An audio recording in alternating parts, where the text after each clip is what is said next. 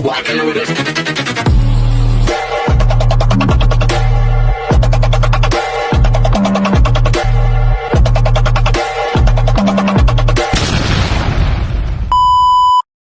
Good morning, beautiful people. It's a Saturday morning, so walking time here sa street kung saan ako nag-exercise everyday. Actually, hindi naman ako tumatakbo, walking lang. Tapos may mga nakakasabay ako na nagra-running din everyday dito, yung mga kickboxer. Alam ko, kickboxer sila. So, nagtitraining sila everyday. At ayan nga, tumatakbo sila, puro lalaki. Siyempre natutuwa ako kasi may lalaki kang nakikita. Tapos meron din mga madujonda na naglalakad-lakad for the health. So, hindi pa ako majonda. I'm still young and fresh. Charot.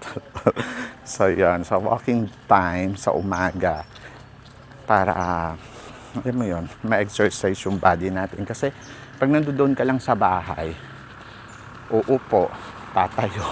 Uupo, tatayo. Hindi naman kasi malaking bahay at wala naman, kumbaga parang nasa isang square ka lang na paikot-ikot doon. Ayan, o diba? Si Kuya ang sipag tumakbo. Oh. So, jogging. Kita niyo yan. So, run kung run sila. Tapos naka-jacket. Siguro para maging fit na fit sila at lumakas talaga yung katawan nila. O, di ba? So, yun. Naalala ko nung bata ako. Ganyan din yung meron kaming tawag dito, sports sa school nung high school ako. So, naging runner ako. Charot! Tumatakbo. Pero, hindi ako nakarating sa provincial meet. Hanggang district meet lang ako. Yung district meet, ayun, hanggang doon lang ako. Pero hindi ako nakarating sa yung tinatawag na hindi ako nakarating sa tinatawag na provincial meet. Kasi pag nag-provincial meet ka, ang susunod nun palarong pambansa na, ganon. Syempre, hindi naman ako mabilis tumakbo. Lang yon, encourage lang yun sa akin ng friend ko na tumatakbo talaga. Hanggang provincial meet lang siya. Pero hindi naman siya nananalo sa provincial. Ganon. Pero syempre, masarap yung experience. Masaya. Kaya lang kasi noong time na yon, hindi ako pwede sa mga ganon talaga mag-focus. Kasi nga, una, wala naman kaming budget. Wala naman kaming pera. So, syempre, may baon-baon ka kailangan pag magti-training. Diyos ko, Lord, pag pumapasok na kami sa school noon, wala kaming baon. Diba? Iniraraos lang namin. Ang laging sinasabi, pagtiyagaan mo yan para may nilaga ka. Ganon. So, minsan papasok sa school, wala talagang kain. Mga tipong ganon. Ewan ko kung naranasan ninyo yun. Ako kasi, danas ko yun. Kaloka. So, na-experience ko yun. Yung, alam mo yun, yung wala kayong pera. Tapos, kaya, yung time na sumali ako sa mga ganon-ganon, hindi ko na rin pinag-igihan talaga. Ang gusto ko lang ma-experience kasi nga, alam mo yun, dahil ninanakaw ko yung time na pwede akong go with my friend. Kasi kailangan uwi ka ng maaga. Kapag may training, sasabihin mo, magti-training po ako, pero against yung auntie ko. Kasi doon kami nakatira sa auntie ko, lagi siyang nagagalit, lagi siyang putak-putak na, ba't may mga ganyan-ganyan ka pa? Hindi ka na lang mag-aral. Pero sabi ko sa kanya, for the grade. Kasi daw, mabilis daw ako tumakbo, kahit hindi naman. Hindi, mabilis naman ako tumakbo, pero napansin niyo parang hinihingal ako lagi. May asthma kasi ako. So, hindi talaga ako yung makatakbo ng mabilis. So, sumasakit yung dibdib ko kapag tumatakbo ako ng mabilis. Pahinga na muna tayo dito. Ang ganda ng place, guys. O, di ba? Tabi-tabi po. So, yon.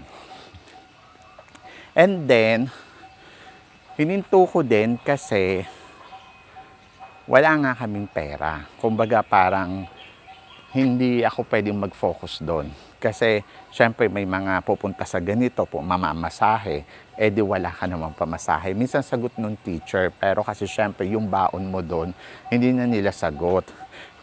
Magkakaroon ka lang ng allowance kapag naka-provincial meet ka na. Kaya ganun kahirap yung buhay noon.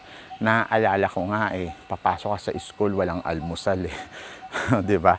Tapos bibili ka ng Nutriban, alam niyo yung Nutriban? Oh, ayun na yung kakainin mo sa umaga. Pagkatapos hanggang tanghali na yon, tapos maglalakad ka pa uwi. Siguro katulad ng mga nilalakad ko, mga 2 ikot na ganito o 3 ikot na ganito. Ganon yung buhay noon. Kaya pag naalala ko yon, sa kabilang banda pinagpapasalamat ko rin na na-experience ko yon. Sa totoo lang, wala akong regret. Kasi yun yung buhay. Ang maganda doon, nakita mo yung buhay mo noon saka yung buhay mo ngayon. Di ba? Kaya sa mga taong tamad dyan, utang na loob, huwag kayong tamad. Huwag kayong umasa na malalaglag ang bayabas sa puno. So you have to work hard. And then, you have to, talaga, yung alam mo yung double time. Dati nga nagtitinda ako ng turon eh. Pag nagkakaroon ako ng 20 pesos noon, madami na yun. So ipupuhunan ko yun. Tapos ititinda ko siya. Kaya lang, hindi rin ako nag-success sa pagtitinda kasi ito namang auntie ko na tinitirhan namin noon, walang ginawa kundi utangin ko muna yung pera mo. Kasi daw, ibibili daw ng bigas, ibibili daw ng ganito. Tapos hindi na nila mababalik. Tapos ikaw naman, uutusan ka ng kapitbahay, bibigyan ka ng 5 piso, bibigyan ka ng piso. Ayun, o kaya 10. So, tatabi mo na naman yon, mamumuhunan ka na naman, magtitinda ka na naman ng turon. Saka yung okoy, alam niyo yung okoy, yon, turon na saging, tapos yung gulay na toge, lumpiang toge, yon, ganun yung mga tinitinda ko. Pagkatapos, ganun lang, nakakaloka. Tapos utangin na naman nila. Tapos ayun na naman, hindi na naman nila mababalik yung ganon dahil nga sa hirap ng buhay. Kaya na-realize ko din, at the end of the story, minsan na nagpapahirap din sa'yo yung mga nasa paligid mo. Kasi pag wala silang pera, ikaw yung hihingian, ikaw yung lalapitan. Pagkatapos, alam mo yun, hindi naman nila kayang maibalik. Kaya lang hindi ka na magre-reklamo kasi tita mo naman sila or mama mo naman. Yung mama ko, kapag nangungutang siya sa akin, binabalik niya.